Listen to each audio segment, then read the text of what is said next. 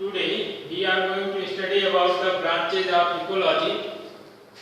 कल हम लोगों ने इस चैप्टर को इनिशिएट किया था इकोलॉजी एंड एनवायरनमेंट। उसमें हमने ब्रीफिंग किया था इनिशियल हिस्टोरिकल वे में, बट आज हम उसका थोड़ा सा एलैबोरेशन करते हैं।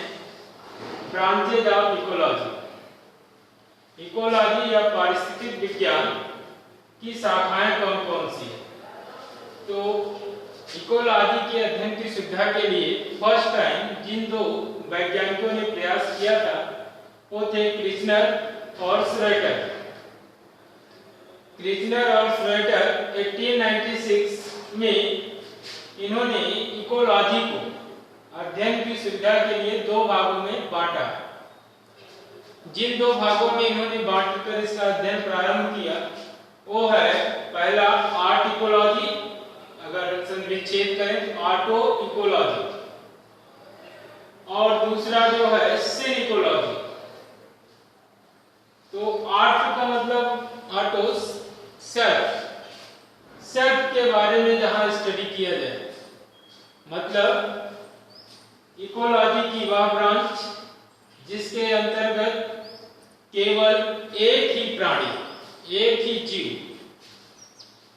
ही जीव के बारे में अध्ययन किया जाता है। उस पर वातावरण का क्या प्रभाव पड़ रहा है, वह वातावरण में कैसे जी रहा है, वातावरण में किस स्थान पर रह रहा है।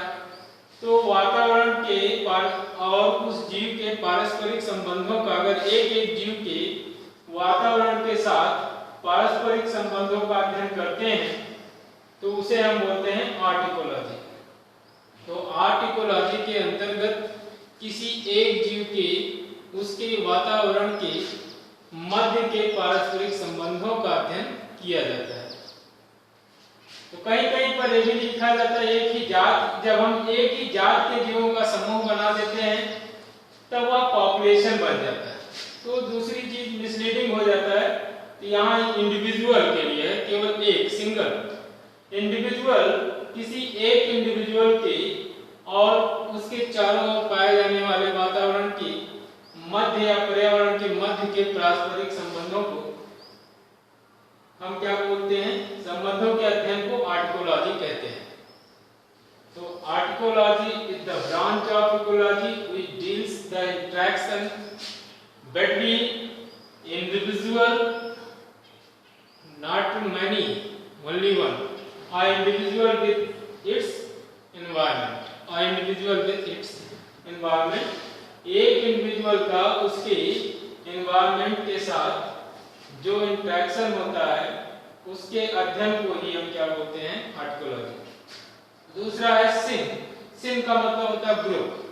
जब हम ग्रुप में अध्ययन करते हैं, मतलब एक ही जात के समूह, एक ही जात के समस्त जीव, एक ही जात के समस्त जीवों का जो समूह है उनके बारे में अगर हम अध्ययन करते हैं, किसी एक निश्चित स्थान पर निवास करने वाली एक ही जात के जीवों की संख्या वो क्या कहलाती है? पॉपुलेशन। किसी एक निश्चित भौगोलिक परिक्षेत्र में निवास करने वाली एक ही जात के जीवों की संख्या क्या कहलाती है? पॉपुलेशन। और जब हम किसी पॉपुलेशन का उसके एनवायरनमेंट के साथ, उसके पर्यावरण के साथ पारस्परिक संबंधों का अध्ययन करते हैं तो उसे बोलते हैं पॉपुलेशन इकोलॉजी या सिन इकोलॉजी। दूसरा कम्युनिटी, किसी निश्चित भौगोलिक परिक्षेत्र में निवास करने वाली संपूर्ण प्रजाति, जितनी भी प्रजाति वहां पर जीवों की और वनस्पतियों की उपलब्ध है, सभी लिविंग थिंग्स। तो किसी निश्चित भौगोलिक परिक्षेत्र में निवास करने वाली सभी पॉपुलेशन को सामूहिक रूप से कम्युनिटी बोलते हैं। और कम्युनिटी का उसके एनवायरनमेंट के साथ पारस्परिक संबंधों का या इंटरेक्शन का अध्ययन क्या कहलाता है? सिन इकोलॉजी, कम्युनिटी इकोलॉजी। तो पॉपुलेशन इकोलॉजी और कम्युनिटी इकोलॉजी दो टर्म यूज किए गए हैं। एक में जहां एक ही जात के जीवों के उसके वातावरण के साथ पारस्परिक संबंधों का अध्ययन, दूसरा उस स्थान पर निवास करने वाली सभी जातियों के जीवों का समूह जो और उसके वातावरण के साथ पारस्परिक संबंधों का अध्ययन, आपसी संबंधों का अध्ययन, ये सिन इकोलॉजी के अंतर्गत किया जाता है। तीसरा है इकोसिस्टम इकोलॉजी। इकोसिस्टम इकोलॉजी या इकोसिस्टमोलॉजी। इकोसिस्टम इकोलॉजी या इकोसिस्टम इकोलॉजी, इसमें क्या है? इकोसिस्टम क्या है? किसी एक निश्चित भौगोलिक परिक्षेत्र में जो भी सजीव और निर्जीव हैं उन सभी के बीच के पारस्परिक जो एक समूह बनता है, सजीवों और निर्जीवों का एक निश्चित भौगोलिक परिक्षेत्र में जो समूह होता है उसी को हम क्या बोलते हैं? इकोसिस्टम। वो दोनों मिल करके जो संरचना बनाते हैं, जो स्ट्रक्चर क्रिएट करते हैं, उसी को हम क्या बोलते हैं? इकोसिस्टम। इकोसिस्टम क्या है? लिविंग और नॉन लिविंग जीवों का एक समूह। लिविंग जितने भी हैं जीवित पदार्थ और नॉन लिविंग जितने अजीवित, अजैविक में जो है वहाँ पर सभी तरह के पदार्थ भी आएंगे और दूसरी वस्तुएं भी आएंगी जो कि उपयोग में भी आ रही, जो उपयोग में नहीं भी आ रही। उन सभी का एक समूह को क्या बोलते हैं? इकोसिस्टम।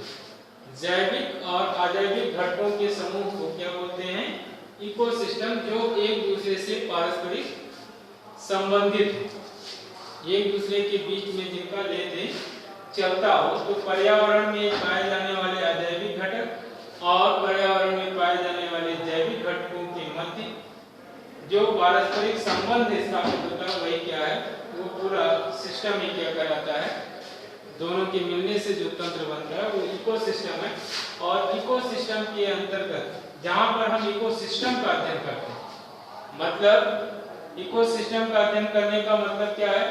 कौन सा पदार्थ जीव ले रहा है और कौन सा पदार्थ जीव वातावरण को दे रहा है, यानी कि पदार्थों का चक्रीकरण, जैसे कार्बन डाइऑक्साइड का चक्रीकरण, ऑक्सीजन का चक्रीकरण, नाइट्रोजन का चक्रीकरण। इसके अलावा कितना सूर्य प्रकाश से जो ऊर्जा ले रहा है, कितना ऊर्जा उपयोग में कर रहा है, कितना ऊर्जा जो है नीचे के लेवल में वो भेज रहा है। फ्लो ऑफ एनर्जी, ऊर्जा के प्रवाह का अध्ययन कर सकते हैं। इसके अलावा भोजन कैसे श्रृंखलाबद्ध तरीके से आगे बढ़ता है, खाद्य श्रृंखला, खाद्य जाल का अध्ययन।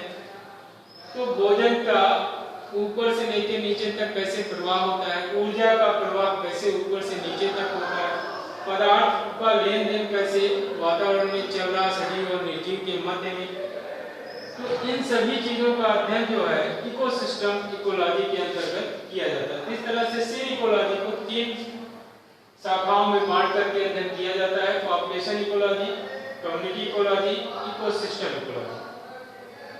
तो इकोसिस्टम जैसे पॉन्ड है, पॉन्ड में आप देखते हैं वाटर भी है, ऑक्सीजन गैस भी है, कार्बन डाइऑक्साइड गैस भी है, ये निर्जीव चीजें हैं। इसके अलावा प्लांट और एनिमल्स हैं, वो सभी क्या है? सजीव है। ये दोनों मिलकर के एक संरचना बना रहे हैं पॉन्ड। वो पॉन्ड क्या है? इकोसिस्टम। इसी तरीके से आप एक फील्ड खेत का ले सकते हैं, धान की फसल है, उसमें मिट्टी, खाद, ये सभी क्या है? निर्जीव चीजें हैं, लेकिन जो उसमें कीड़े मकोड़े और धान की फसल है वो सजीव है। ये दोनों मिलकर के एक खेत का निर्माण कर रहे हैं, धान के खेत का। तो वो क्या है? एक धान का खेत या पैडी क्रॉप फील्ड जो है वह भी क्या है? Ecosystem.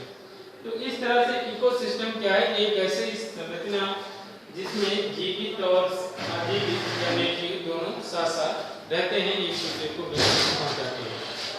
Thank you for that. Next video में हम लोग इसके नेक्स्ट का एस्पेक्ट के बारे में